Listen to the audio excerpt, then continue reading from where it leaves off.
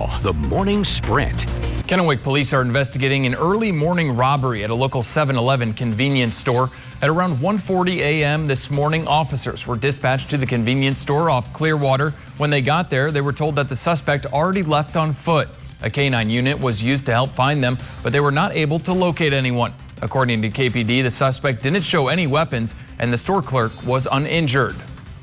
The Benton County Sheriff's Office is investigating the cause of a fire that completely burned a house last night, and they tell us it's suspicious because it spread so quickly.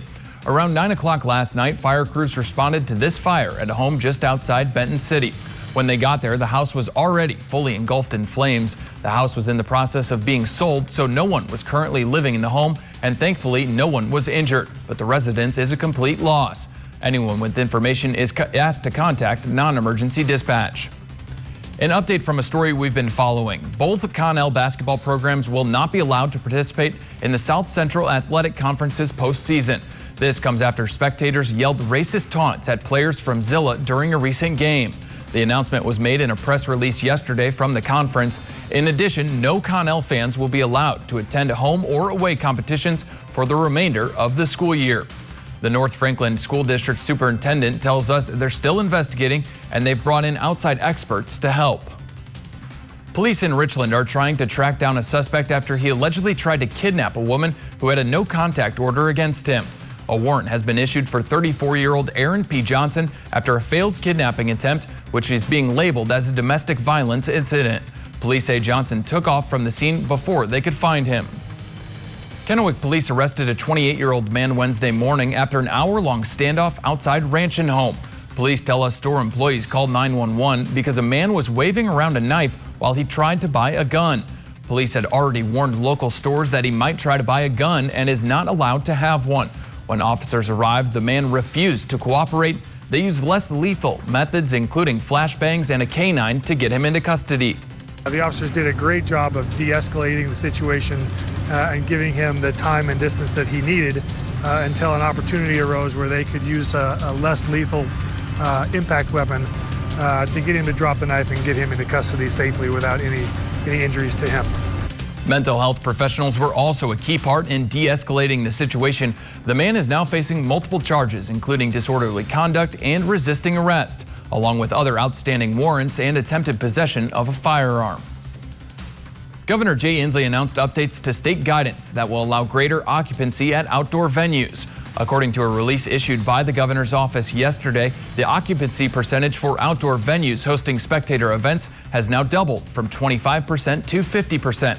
These locations also will not be required to create a separate entrance or exit for vaccinated attendees. Previously, events were expected to have vaccinated people use one entrance while non-vaccinated people used a different one.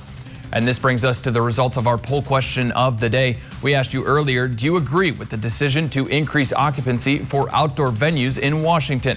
84% of you said yes, 11% said no, and 5% were undecided. Thanks for weighing in.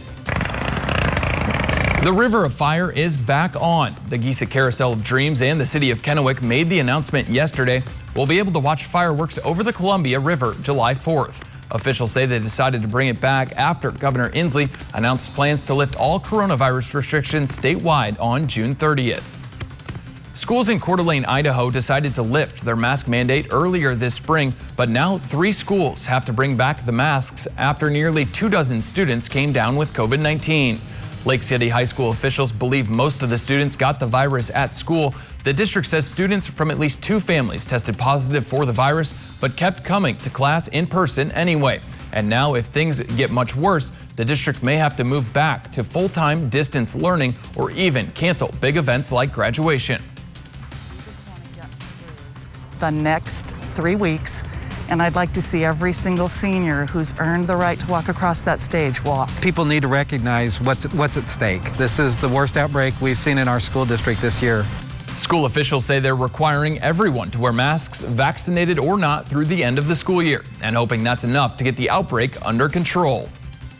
Starting off this Thursday morning with some cloud cover. Live look right now from the Legend Skycam network in downtown Yakima. There are a few showers that are working through the Yakima and the Kittitas Valley very early this morning. I think a lot of locations, though, will be seeing some dry time We're starting off very dry in the Columbia Basin into the foothills, but notice a few of those showers sneaking into Cle Elum, Ellensburg, maybe a spotty rain shower or two for Yakima as well early this morning. Highest rain chances will be for the first half of the day today, and then really going to be turning to the wind as that starts to increase for today as well. So there are some soggy conditions early this morning, especially on the west side into Seattle and Portland. So let's get you over to Futurecast. Not showing a whole lot as far as moisture goes as that system makes its way through. As a matter of fact, going back to a lot more sunshine later on this afternoon. A few showers left over, though, for Cle Elum and the eastern slopes of the Cascades later this afternoon. A lot more sun on Friday, and then about the sunshine in the heat for this upcoming Memorial Day weekend. We should be in the low 80s on Saturday, upper 80s by Sunday, 90s, and even triple-digit heat by next week. So as far as our wind speeds go right now, we are starting off fairly light, 5 to 10 miles per hour, but the wind will be picking up for today later this morning into the afternoon. 30 to 40 mile per hour gusts and some blowing dust certainly expected. Temperatures currently low 60s in the Tri-Cities, 63 as well in Toppenish with 58 in Yakima, 55 there in Pendleton, 58 in Walla Walla. So we're going to be heading up into the upper 60s, low to mid 70s in some locations as those winds start to pick up.